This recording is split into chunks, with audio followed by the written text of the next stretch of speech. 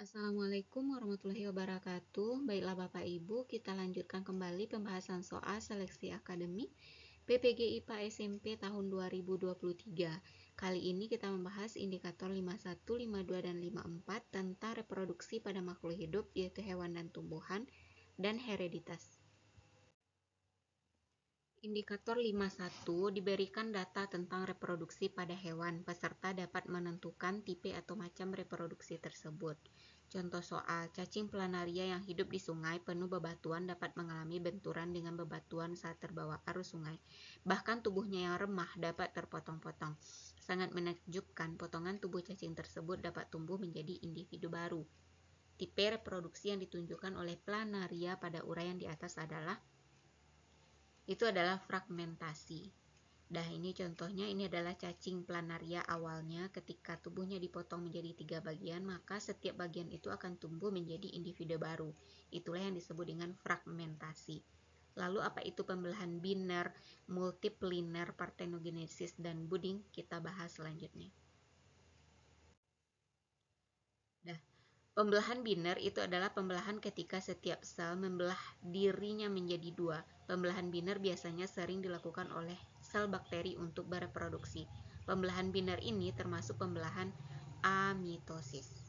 Jadi ini dia gambarnya. Awalnya ada satu bakteri, kemudian terjadi replikasi DNA, kemudian dinding sel dan membran plasma mulai membelah di tengah-tengahnya. Kemudian DNA yang tadi yaitu menjadi 2. Septum terbentuk dan DNA terpisah, kemudian sel terpisah menjadi 2. Jadi satu sel terjadi menjadi 2. Itu disebut dengan pembelahan biner. Lalu ada pembelahan multipliner, adalah pembelahan dengan cara membelah inti yang terbelah terlebih dahulu. Kemudian terjadi pembelahan sitoplasma menjadi beberapa individu. Lalu apa itu partenogenesis? Partenogenesis itu adalah reproduksi aseksual di mana betina memproduksi sel telur yang berkembang tanpa melalui proses fertilisasi. Fertilisasi itu adalah pertemuan antara sel gamet jantan dan betina. Partenogenesis dapat kita lihat pada kutu daun, lebah, kutu air, dan beberapa invertebrata lainnya. Juga pada beberapa tumbuhan. Komodo dan hiu ternyata juga mampu bereproduksi secara partenogenesis bersama dengan beberapa genera ikan, amfibi, dan reptil yang telah menunjukkan bentuk reproduksi aseksual yang berbeda, termasuk partenogenesis sejati, ginogenesis, dan hibridogenesis, bentuk tidak sempurna dari partenogenesis. Ini adalah gambar dari partenogenesis pada lebah. Individu baru itu terbentuk dari telur yang tidak dibuahi. Contohnya adalah lebah. Lalu apa itu budding? Budding atau tunas merupakan perkembangbiakan yang terjadi di mana anakan tumbuh dan menempel pada induknya. Contohnya pada hidra. Selanjutnya, hidra sangat efisien dalam perkembangbiakan karena mampu melakukan perkembangbiakan secara seksual dan aseksual. Pada kondisi tertentu, pada tubuh hidra muncul tonjolan-tonjolan yang lama-kelamaan membesar dan lepas dari induknya. Cara berkembangbiak seperti uraian tersebut adalah ini yang disebut dengan tunas atau budding. Fakta yang ada menunjukkan bahwa sekelompok ular dapat melahirkan anak-anak ular dan sekelompok ular yang lain mengeluarkan telur dalam bereproduksi. Secara taksonomi, ular termasuk ke dalam hewan reptilia. Cara perkembangbiakan reptilia seperti dipaparkan di atas disebut dengan, jadi kalau ular itu adalah ovovivipar, bertelur kemudian melahirkan. Kalau ovipar ini adalah bertelur, contohnya ayam. Kalau vivipar melahirkan, contohnya kucing. Indikator 52. Diberikan data tentang reproduksi pada tumbuhan, peserta dapat menentukan tipe atau macam reproduksi tersebut. Contoh soal, seorang siswa mencoba menanam berbagai macam umbi. Ada umbi wortel, kentang, loba, ubi talas, ubi jalar, ketela pohon, dahlia, bawang merah, gadung, dan garut pada satu lahan dan waktu yang sama. 2 minggu kemudian, dia gembira melihat ada tunas yang berasal dari umbi kentang, umbi jalar, bawang merah, dan gadung. Macam reproduksi yang ditunjukkan oleh umbi-umbian tersebut adalah, yang pertama tentu itu adalah vegetatif alami. Vegetatif alaminya jenisnya itu adalah umbi batang. Jawabannya E. Yalida sedang berkunjung ke balai penyediaan bibit bunga dan buah. Yalida tertarik pada cara yang ditempuh oleh pemilik balai yang menancapkan daun ke media tanam di dalam pot untuk tanaman kersen, sukun, jeruk, dan cemara. Pemilik balai berkata kepada Yalida, "Seminggu lagi silahkan datang lagi untuk melihat individu baru yang muncul dari daun ini." Berdasarkan wacana, cara perkembangbiakan 4 jenis tumbuhan di atas adalah itu tunas adventif. Perkembangbiakan dengan tunas adventif daun terdapat pada beberapa tanaman, contohnya cecor bebek, wijaya kusuma, lidah buaya, sukun, cemara, kersen, dan keseme. Ini adalah cecor bebek, ini wijaya kusuma, ini kersen, dan ini keseme. Aulia Akbar sedang berkunjung ke balai penyediaan bibit tanaman hias. Aulia tertarik pada apa yang dilakukan oleh salah satu pekerja balai tersebut. Pekerja tersebut sedang mengkibas-kibaskan daun tanaman suplir yang bagian tepinya berwarna kecoklatan ke media tanam dalam pot. Pekerja tersebut selanjutnya menyampaikan pesan pada Aulia untuk datang ke balai tersebut seminggu lagi supaya dapat melihat tanaman suplir yang tumbuh di medium dalam pot. Wacana tersebut memaparkan suplir berkembangbiak dengan suplir tadi berkembangbiak dengan menggunakan spora. Itu adalah vegetatif alami dengan spora. Jawabannya B. Contoh tumbuhan yang berkembangbiak dengan vegetatif alami macam spora itu adalah tumbuhan lumut, suplir, dan tumbuhan paku. Indikator 54. Disajikan gambar silsilah keturunan atau pedigree, peserta dapat menyarankan pemuliaan keturunan. Perhatikan peta silsilah keluarga berikut. Yang peta itu adalah laki-laki albino, kemudian yang bulat itu adalah wanita albino sama dengan bulat. Untuk memperoleh keturunan yang tidak menderita albino, maka saran yang paling tepat adalah, di sini saya rasa soalnya salah, seharusnya saran yang tidak tepat. Kita lihat satu-satu. Tidak melakukan perkawinan dengan penderita albino yang membawa sifat albino. B. Wanita yang membawa sifat albino atau heterozigot tidak menikah dengan laki-laki penderita albino. C. Laki-laki yang membawa sifat albino heterozigot tidak menikah dengan wanita penderita albino. D. Wanita pembawa sifat albino heterozigot tidak menikah dengan laki-laki pembawa sifat albino heterozigot. Yang E. Laki-laki homozigot resesif menikah dengan wanita yang homozigot resesif. Jadi kalau dilihat albino itu adalah gen resesif. Kita bahas selanjutnya. Nah, ini dia albinisme atau albino. Jadi albino itu, penderita albino memiliki penglihatan yang peka terhadap cahaya karena iris penderita albino tidak memiliki pigmen. Sifat albino dikendalikan oleh gen resesif, yaitu A kecil. Contohnya di sini, persilangan antara dua individu normal heterozigot. A besar dengan A besar A kecil. Normal, kemudian ini normal carrier, artinya dia pembawa sifat albino karena ada A kecilnya. Kemudian didapatlah keturunannya A besar A besar, A besar A kecil, A besar A kecil, dan A kecil A kecil. Yang ada A besarnya itu adalah normal, 75%, dan A kecil itu adalah albino.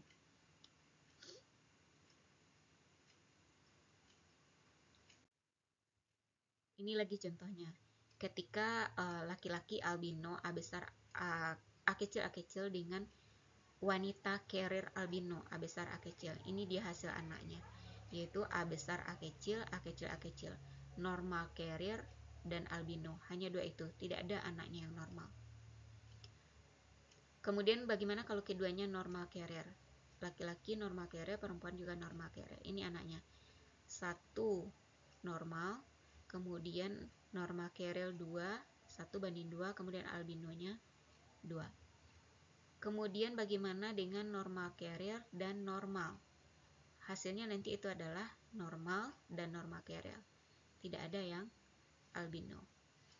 Kemudian di sini tadi yang di optionnya itu adalah laki-lakinya homozigot resesif dan perempuannya homozigot resesif. Itu otomatis 100% anaknya adalah albino.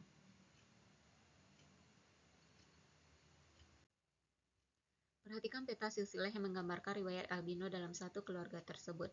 Yang bulat biasa itu wanita normal, yang peta segi 4 biasa laki-laki normal. Kalau yang hitam itu adalah wanita bulat hitam, wanita albino, kemudian persegi 4 hitam itu adalah laki-laki albino. Di sini terlihat perempuan albino menikah dengan laki-laki normal. Normalnya kita tidak tahu ini normal carrier atau normal. Hasilnya itu anak laki-lakinya normal, perempuannya normal. Kemudian nanti anaknya ini yang perempuan menderita lagi menikah dengan laki-laki albino. Hasilnya satu anaknya normal, kemudian satu anaknya albino. Berdasarkan peta tersebut, agar anak laki-laki dari pasangan 1 dan 2 tidak memiliki keturunan laki-laki albino, maka boleh menikahi wanita bergenotip carrier albino. Dari pasangan 1 dan 2 tidak memiliki keturunan albino.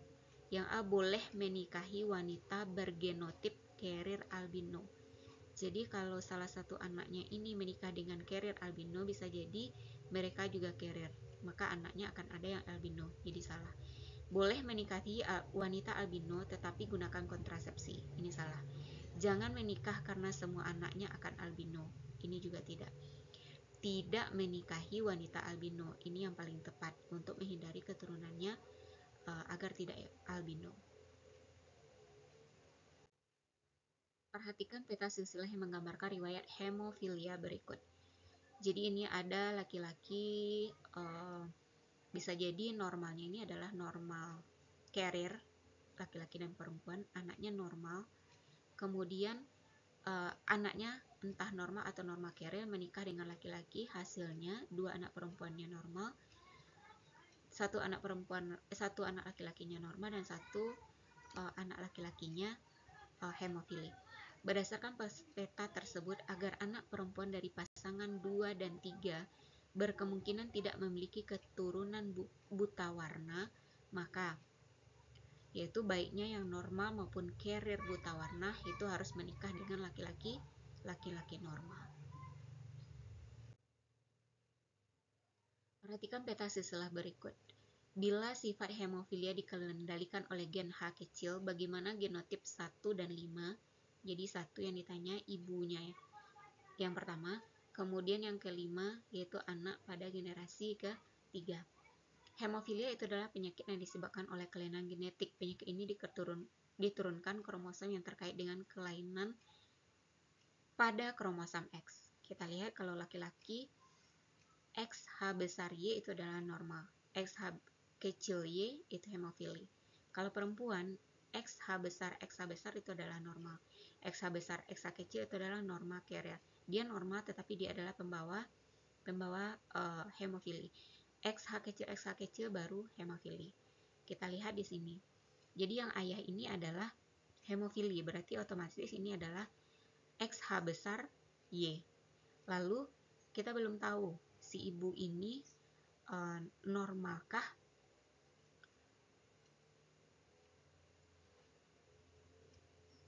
Soal selanjutnya, perhatikan peta silsilah berikut. Bila sifat hemofilia dikendalikan oleh gen H kecil, bagaimana genotip 1 dan 5? 1 berarti ayahnya, kemudian yang 5 ini anak perempuan pada keturunan kedua. Hemofili itu adalah penyakit yang disebabkan oleh kelainan genetik, dan penyakit ini diturunkan. Kromosom yang terkait dengan kelainan ini adalah kromosom X. Kita lihat genotip hemofili. Kalau laki-laki XH besar Y itu normal, tapi kalau sudah XH kecil Y itu hemofili.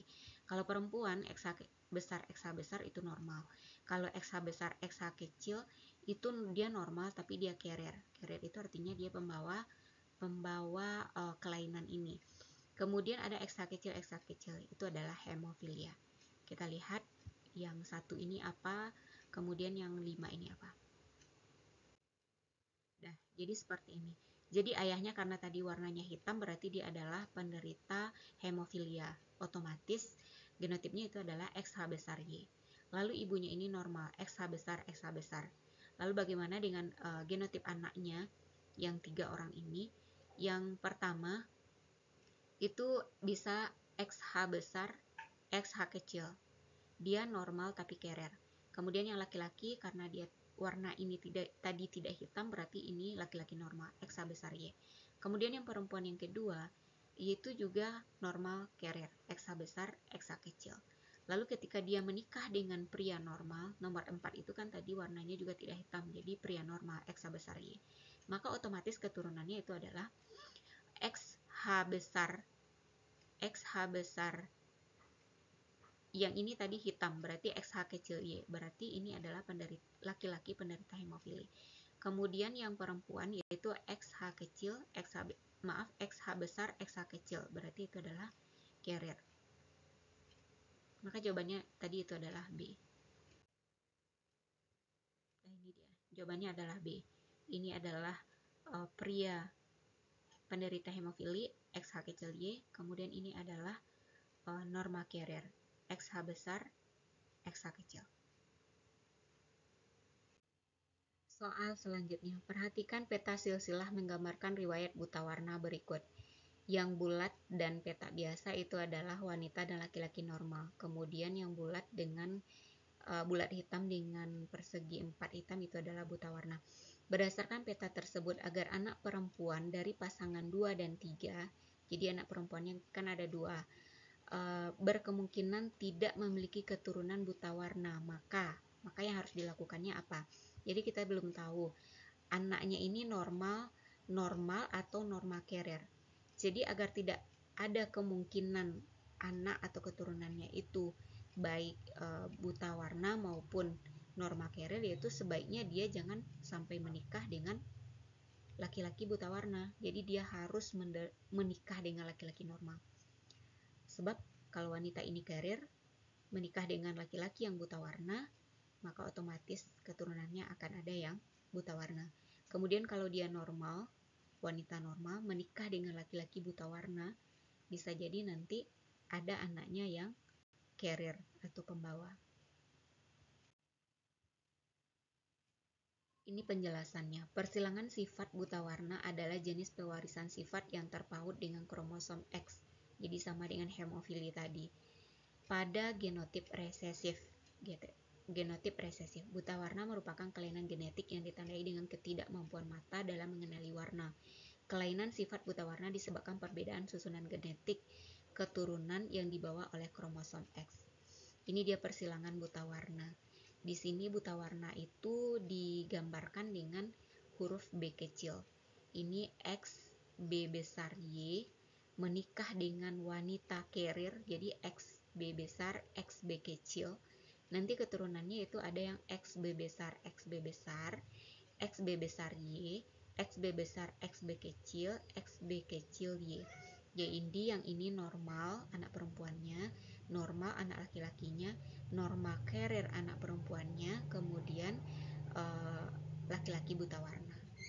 Jadi kalau untuk wanita buta warna, genotipnya itu adalah XB kecil, XB kecil. Kemudian wanita norma pembawa sifat atau carrier XB besar, XB kecil. Laki-laki norma XB besar Y, laki-laki buta warna XB kecil Y. Bisa kita lihat contoh persilangan berikut. Ketika wanita norma carrier, berarti di sini adalah boleh juga di sini dia lambangkan buta warna itu dengan gen C besar XCB. Jadi wanita ini norma carrier atau XCB, dan yang laki-laki ini buta warna XCBY. Anaknya ada perempuan yang carrier buta warna, kemudian ada yang buta warna, kemudian laki-lakinya itu ada yang normal dan ada yang buta warna. XCB 1 itu adalah wanita norma carrier 25%. XCB itu 1 wanita buta warna. XY laki-laki normal, XCBY laki-laki buta warna. Jadi ketika seorang wanita norma carrier menikah dengan laki-laki buta warna, anaknya itu adalah 25% carrier yang perempuan, 25% wanita buta warna, 25% laki-laki normal, dan 25% laki-laki buta warna. Lalu kita lihat juga bagaimana kalau wanita carrier menikah dengan pria normal. Jadi di sini akan lahirlah anaknya, yaitu ada wanitanya itu yang normal, ada prianya yang normal, ada wanitanya yang carrier, dan ada satu prianya yang buta warna.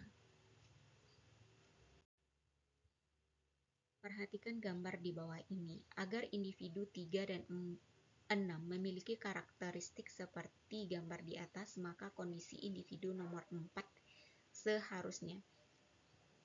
Jadi agar 3 dan 6 ini sesuai dengan karakteristik gambar. Kalau sesuai karakteristik gambar, 3 ini adalah persegi 4 yang putih saja, berarti ini adalah laki-laki normal. Yang 6 anaknya itu berwarna hitam, berarti laki-laki buta warna. Buta warna itu adalah penyakit keturunan yang disebabkan seseorang tidak bisa membedakan warna merah dan biru atau kuning dan hijau. Penyakit keturunan ini disebabkan oleh gen resesif CB. Maka simbolnya CB tadi itu berasal dari singkatan colorblind. Gen buta warna terpaut dengan kromosom X. Pada gambar di atas, individu nomor 6 adalah laki-laki buta warna. Jadi udah jelas ini laki-laki buta warna, maka gennya itu adalah XCBY. XCBY dengan bapak normal, berarti ini adalah XY. Lalu ibunya adalah, karena ini tidak hitam, berarti ini normal tetapi dia carrier, berarti XCB. Maka jawabannya adalah B. Agar individu nomor 3 dan 6 memiliki karakteristik seperti gambar, maka kondisi individu nomor 4 seharusnya ibunya ini adalah normal carrier. Soal selanjutnya, perhatikan peta silsilah menggambarkan riwayat buta warna berikut. Jadi di sini ada ibu yang A, kemudian ada samar-samar itu menandakan bahwa wanita ini adalah normal carrier. Kemudian yang ayah ini normal. Anaknya C, D, E, dan F itu 2 normal, yang perempuan, kemudian 1 laki-laki normal dan 1 laki-laki penderita buta warna. Lalu yang penderita buta warna ini menikah dengan wanita carrier. Anaknya 1 laki-laki buta warna, 1 perempuan buta warna, 1 laki-laki normal, dan 1 wanita carrier. Berdasarkan peta tersebut, agar keturunan perempuan individu H tidak mewarisi buta warna. Jadi kalau seandainya ini menikah, agar anak perempuannya tidak buta warna, maka dia harus menikah dengan laki-laki normal. Sebab kalau dia menikah dengan laki-laki buta warna, akan ada anak perempuannya yang buta warna. Kalau dia menikah dengan laki-laki normal, yang akan menderita buta warna itu kemungkinannya hanya anak laki-lakinya. Perhatikan pedigree berikut. Supaya individu nomor 5 tidak mempunyai keturunan buta warna, individu nomor 5 yang ini, maka harus menikah dengan, jawabannya adalah laki-laki normal, asalkan semua anaknya perempuan. Kita lihat di sini. Ayahnya buta warna, ibunya buta warna, kemudian ayahnya normal. Otomatis semua anak perempuan ini itu adalah pembawa atau carrier. Jadi agar perempuan yang pembawa atau carrier ini anaknya tidak ada yang buta warna, dia harus menikah dengan laki-laki normal. Dia menikah dengan laki-laki normal, asalkan semua anaknya perempuan, itu tidak akan ada yang buta warna. Hanya akan ada wanita normal carrier. Tapi kalau ada anaknya laki-laki, bisa jadi ada anak laki-lakinya yang buta warna. Maka jawabannya itu adalah laki-laki normal. Dia harus menikah dengan laki-laki normal, asalkan semua anaknya perempuan.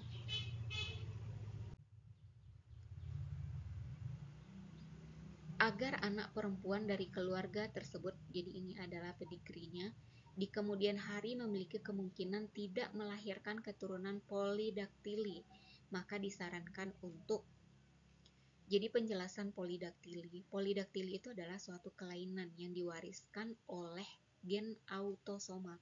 Jadi dia tidak terkait dengan kromosom seks seperti hemofili tadi atau buta warna. Dia kan terkait dengan kromosom seks yaitu X.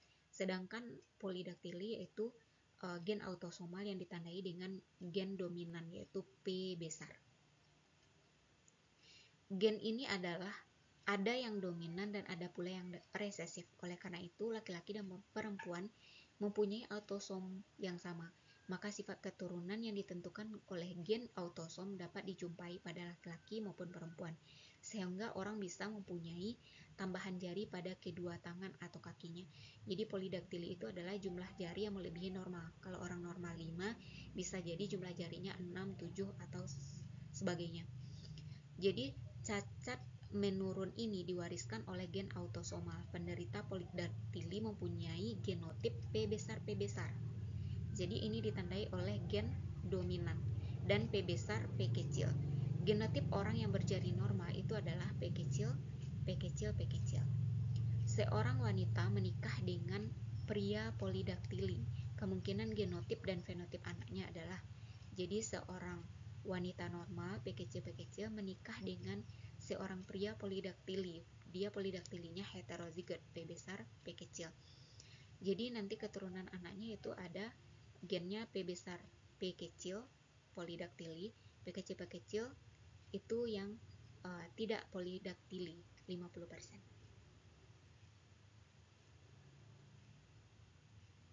Jadi jawaban untuk ini, agar anak perempuan dari keluarga tersebut di kemudian hari memiliki kemungkinan tidak melahirkan keturunan polidaktili, maka disarankan untuk menikahi laki-laki yang memiliki genotip dan fenotip yang sama seperti bapaknya. Ayahnya di sini itu adalah pria normal. Perhatikan pedigree berikut. Yang ini, yang kotak hitam itu adalah penderita polidaktili. Kita belum tahu dia penderita polidaktilinya P besar atau P besar P kecil. Agar individu 3 yang nomor satunya ini nantinya tidak mempunyai keturunan yang polidaktili, sebaiknya dia menikah dengan A. Menikahi wanita bukan penderita polidaktili, karena dipastikan individu 3 yang nomor 1 itu adalah penderita polidaktili. B. Menikahi wanita normal dari sifat polidaktili atau P kecil P kecil, karena individu 3.1 tidak ada berkemungkinan bergenotip P besar P kecil.